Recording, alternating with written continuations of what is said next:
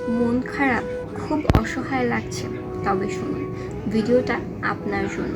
আপনার মাথার উপর যদি ছাদ থাকে এবং পরার জন্য যদি কাপড় থাকে, দুবেলা খাবার জন্য যদি ভাত থাকে, তবে মনে রাখবেন আপনি পৃথিবীর প্রায় 75% ভাগ্যবান মানুষের মধ্যে একজন।